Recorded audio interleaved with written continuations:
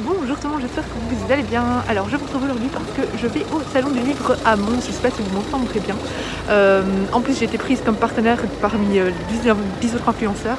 Donc voilà, ça va être une belle journée et j'ai trop hâte de voir les autres bookstagrammeurs, booktubeurs qui vont être là. Et voilà, ça va être super chouette et je vous emmène avec moi aujourd'hui.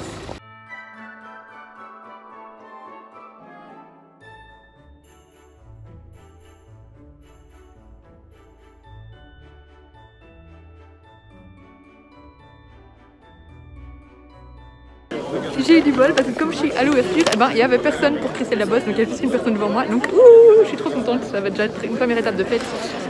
Donc voilà, j'ai pris le 4e tome que je n'ai pas encore fait dédicacer d'elle. Et alors là, vu que je suis une influenceuse, il y a la gentille personne qui m'a contactée pour m'annoncer que j'ai été prise par une des influenceuses du salon qui m'a apporté un sac de goodies, du coup je vous montrerai tout de suite.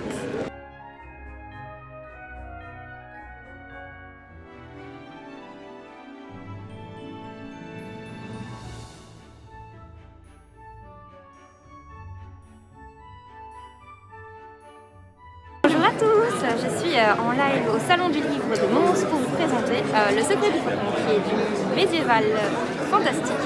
On suit les aventures de Cyrielle qui un jour son couvent est attaqué par des brigands et il y a des cavaliers mystérieux qui débarquent et qui vont la sauver. Alors, je vais vous montrer la tête d'un de ces cavaliers. Hop. Voilà, comme ça vous voyez. Cavalier sanguinaire et elle va être obligée d'aller chez son oncle, le comte de Montfaucon, où elle va apprendre en fait que tout ce qu'elle connaît depuis toujours est faux et qu'on lui a menti sur la mort tragique de sa famille. Donc je vous invite vraiment à découvrir. Vous allez voir plein de beaux personnages passer. Et voici notre héroïne qui évolue au fur et à mesure du roman. Donc voilà, merci beaucoup.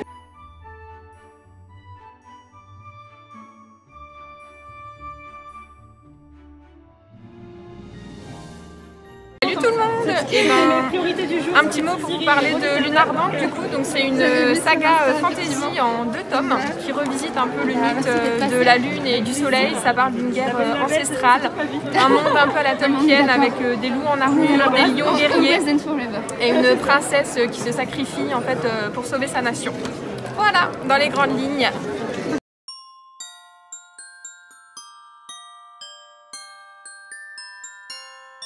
Donc bonjour, je suis Manon d'Ombremont, je suis l'autrice de Clément Coup de pelle contre les spectres de sa main.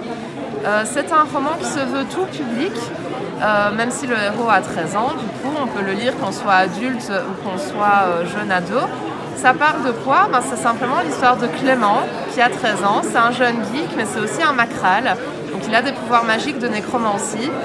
Et il n'aime pas trop ces pouvoirs-là, ça l'intéresse pas à lui, donc du coup il va s'en détacher et c'est sa sœur aînée Camille qui va prendre sur ses épaules toutes les obligations familiales. Le problème c'est quand Camille disparaît, Clément va devoir faire des choix pour justement empêcher beaucoup de problèmes d'arriver à la pauvre ville de Liège. Donc Liège c'est une ville qui existe en Belgique, c'est un des avantages du roman justement, c'est qu'il se passe en Belgique.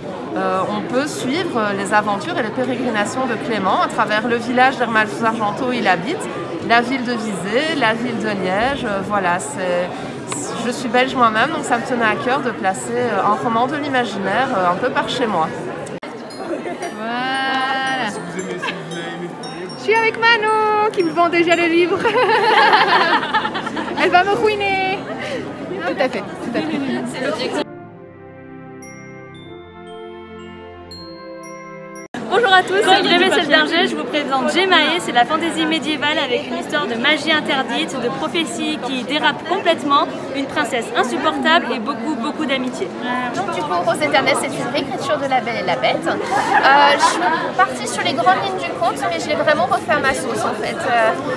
Vraiment inscrit dans un univers imaginaire à part. Donc on part sur le début de l'histoire avec Méliane qui aide son père aux affaires de la famille avec les 2 navires en fait de sa famille. Et un jour, elle se rend compte que les marchandises du Liouten, l'un des navires, ont disparu. Et comme elle est un petit peu curieuse et qu'elle refuse totalement d'avoir une réponse un peu floue, elle va mener son enquête et malheureusement pour elle, elle va tomber les deux pieds joints dans un complot qui la dépasse. Donc en fait, elle va se retrouver à fuir sa ville et sa famille pour essayer en fait de contacter le roi et la reine d'Elnéad qui ont disparu depuis 9 ans. Et en fait, on ne sait pas du tout ce qu'ils sont devenus. Et effectivement, le château de la capitale, le château du roi et de la reine, personne n'a réussi à franchir ses portes et la forêt depuis plus de 9 ans. Et bon, il y a des rumeurs comme quoi il y aurait une bête féroce en fait qui refuse l'accès et qui attaque aussi les habitants. Donc voilà, je vais pas en dire plus parce que sinon après on spoil. Donc c'est les grandes lignes du conte, mais vraiment, je les refais à ma sauce tout simplement. Donc voilà. Floris! Et on a tous les deux nos pulls de Noël! Wouh! Et Floris a même ses chaussettes de Noël. Montre tes chaussettes. Waouh! C'est Disney donc j'approuve.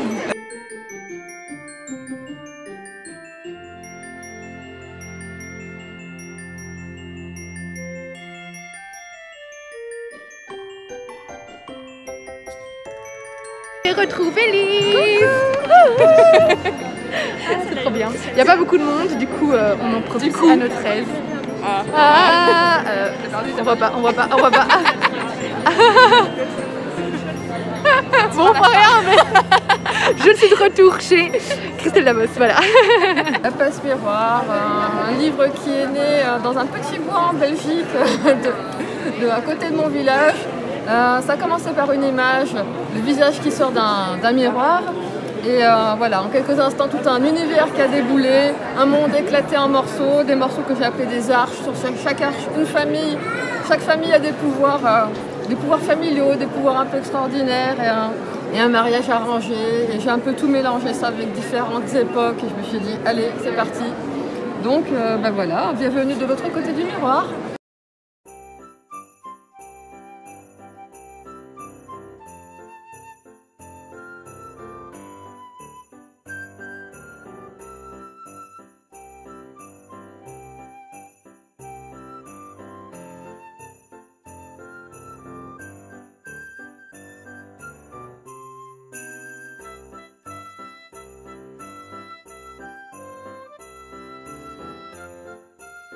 Alors, ravie de vous présenter Archie. Archie, c'est un jeune homme qui a beaucoup compté pour moi parce que j'ai écrit ce livre pendant le confinement.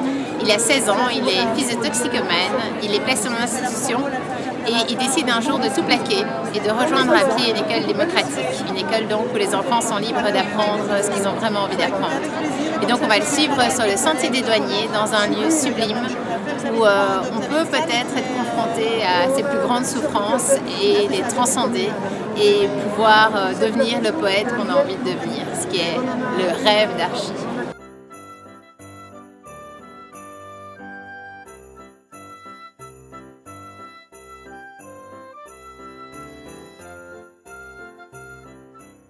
Du coup, je suis du retour du salon du livre de Mons, c'était super chouette.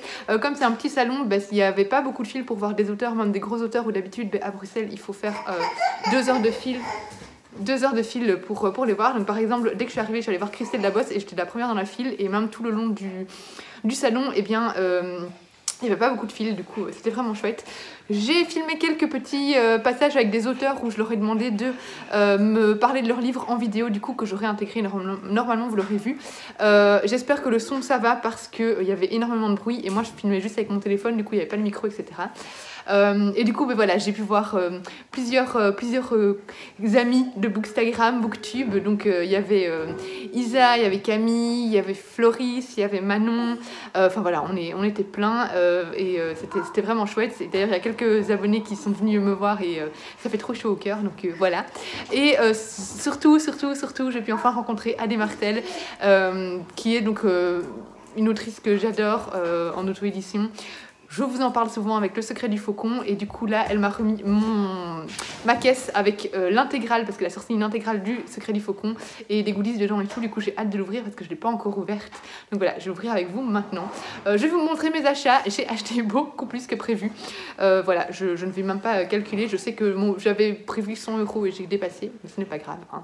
On a le salaire demain donc... Hein. Donc je vais vous montrer tous mes achats.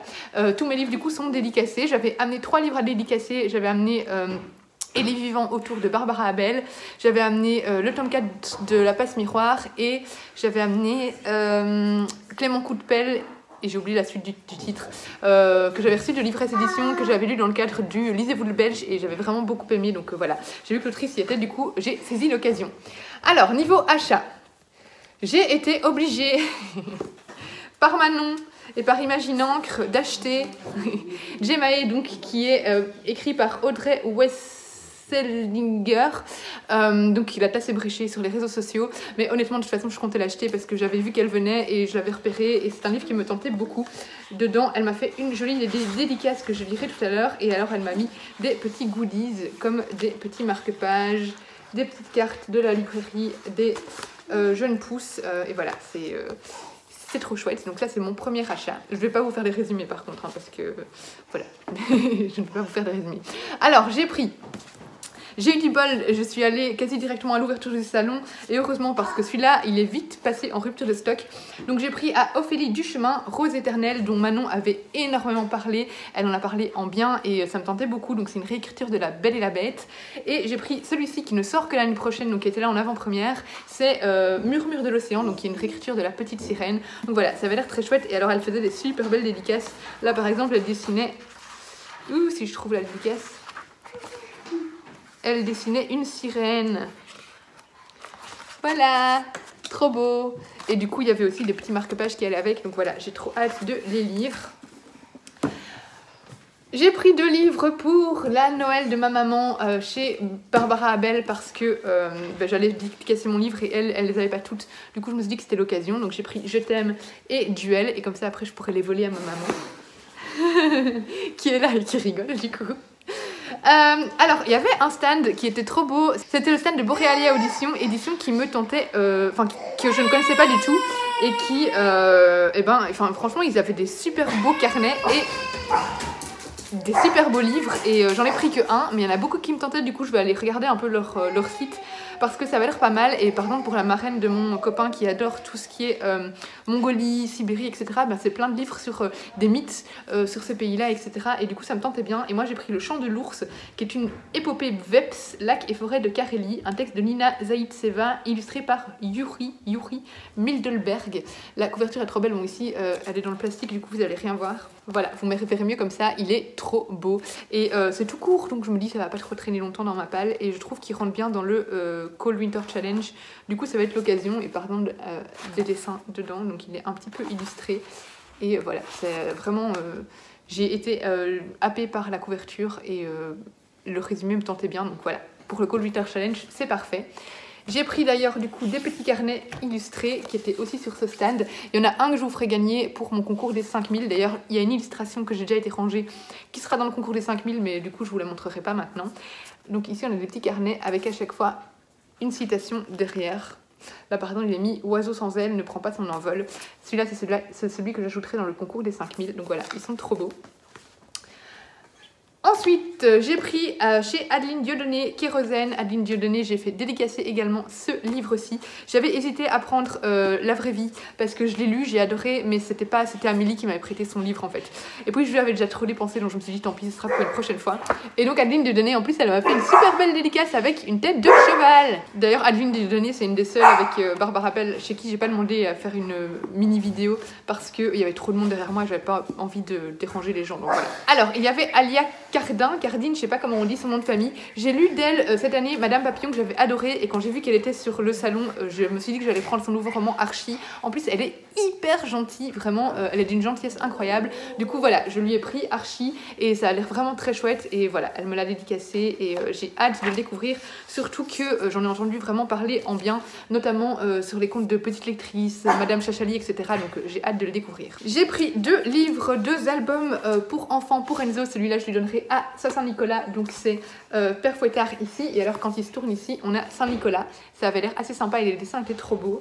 Et alors j'ai pris pour sa Noël, j'ai vu le Père Noël, et les dessins sont juste magnifiques.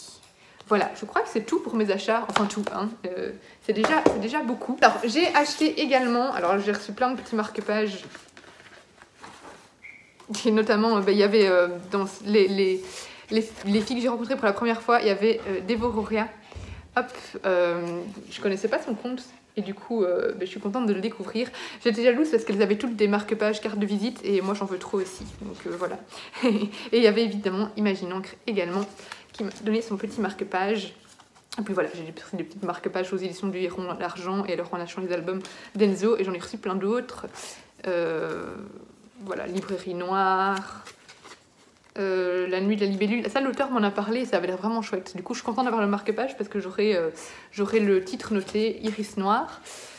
Et alors, j'ai reçu, puisque j'étais... ah oui, je vous montre une des illustrations que j'ai achetées au Héron d'Argent que je trouve trop belle. Elle est juste magnifique. Je suis méga fan. Elle brille de mille feux. Et j'avais reçu quelques goodies parce que j'avais été sélectionnée parmi les 10 partenaires du salon. Et du coup, j'ai reçu un sac de goodies à l'entrée où il y avait, voilà, par exemple, un petit sac, des petits goodies comme des washi tape. Ça, je suis trop contente du coup pour décorer les carnets. Un crayon à paillettes. On avait des Twix, des bouteilles d'eau, donc ça c'était parfait, ça m'a sauvée. Ici c'est un espèce de truc pour tenir les livres ou bien un téléphone. Enfin voilà, il y avait des petits carnets et tout. Du coup, ce carnet là est trop joli aussi. Du coup voilà, c'est des petits goodies en plus que je ramène chez moi. Et alors, le Saint Graal. Nico, ça se mange pas le plastique. Hein. Le Saint Graal, c'est là-dedans qu'il y a l'intégrale du Secret du Faucon. Adé Martel, elle a été super gentille parce qu'elle m'a gardé tout pendant le salon. Elle m'a gardé ma veste, elle m'a gardé mes livres et tout ça. Alors déjà en fin de journée j'avais mal au dos. Là maintenant, grâce à elle, j'ai eu moins mal au dos que prévu, ça c'est sûr et certain. Mais du coup à la fin de la journée quand je lui ai dit ça y est je pars, elle m'a donné mon carton et j'ai pris le train avec tout ce bordel. Je prenais 2 sièges à moi toute seule. Donc voilà, alors on va voir ce qu'elle a mis dedans. Oh mais elle a mis des friandises en plus. Ah c'est trop bien, donc elle m'a mis en plus dedans des spéculoses et une petite frangipane. Miam, miam, miam, miam, miam. Elle m'a mis ici dans l'enveloppe d'Idle. J'adore parce qu'elle a encore tous les papiers d'Idle. Moi, je les ai plus, quoi. Tous ces papiers de mon enfance. Et du coup, là, elle m'a mis un petit mot. Ah non, elle m'a mis... Oh, elle m'a mis des papiers d'Idle vierges. Je vais pouvoir les utiliser. Ce n'est pas juste carnet d'Idle. Elle m'a fait trop rire parce que je lui avais dit ah c'est trop bien, tu écris sur les papiers d'Idle et tout ça, les petits mots. Elle m'avait envoyé un petit mot avec le tome 5. Et... elle m'a donné des pages d'Idle, je suis trop contente. Alors ici, elle m'a écrit une petite carte de Noël. Un joyeux Noël livresque avec des Didle en folie. Je n'ai pas oublié, hihihi. Et la carte est trop belle. Alors il y a toutes les cartes qui étaient prévues dans le pack. Donc elle a fait illustrer sa saga Le Secret du Faucon. Et donc on a toutes les magnifiques cartes qui accompagnent. Elles sont trop belles, je suis méga fan. Elles sont trop belles. Oh ça c'est ma préférée. Ce moment-là, pour ceux qui ont lu le livre, était tellement triste par rapport à ce personnage. Enfin, c'est pas ce moment précis, mais voilà. Franchement, si vous n'avez pas encore lu Le Secret du Faucon, foncez découvrir cette saga. C'est une de mes sagas fantasy préférées. Je suis juste complètement fan. Et Adé Martel est une super autrice, donc je ne peux que vous la conseiller. Là, il y a le roman qu'elle a emballé. Ça aurait pu être un cadeau de Noël à la base, mais finalement, je l'ai pas pris en cadeau de Noël parce que je voulais trop l'avoir avant. En fait, j'étais impatiente, donc voilà. Ici, on a la super carte. Hop, du Secret du Faucon. Elle est canon. Celle-là, elle va apparaître souvent sur mes photos, à mon avis. Vous allez la voir souvent. Et donc, on va ouvrir le Saint Graal. Donc ça, c'est l'intégrale du Secret du Faucon qui brille de mille feux, qui est juste sublime, avec une petite phrase en arabe derrière, dite par Hamsan dans le roman. Et oh mon dieu, c'est un chef-d'œuvre. Je suis trop contente d'avoir craqué pour cette intégrale. De toute façon, j'avais que le tome 5 en physique parce que Adé Martel me les avait tous envoyés en e-book. Du coup, je comptais me les offrir un par un chaque tome. Et finalement, du coup, j'ai pris l'intégrale directement. C'est plus rapide. Et surtout, elle est tellement belle. Elle est tellement belle. Je suis méga fan. Donc voilà, c'est tout pour le salon du livre de Mons, qui s'appelle maintenant le salon de la... J'étais partenaire et je suis même pas capable de retenir le nom. Le salon du livre de Wallonie. Voilà. Donc voilà, j'espère que ce petit vlog vous aura plu, que je vous aurai fait découvrir un nouveau salon. Et on se retrouve bientôt dans une prochaine vidéo. Bisous!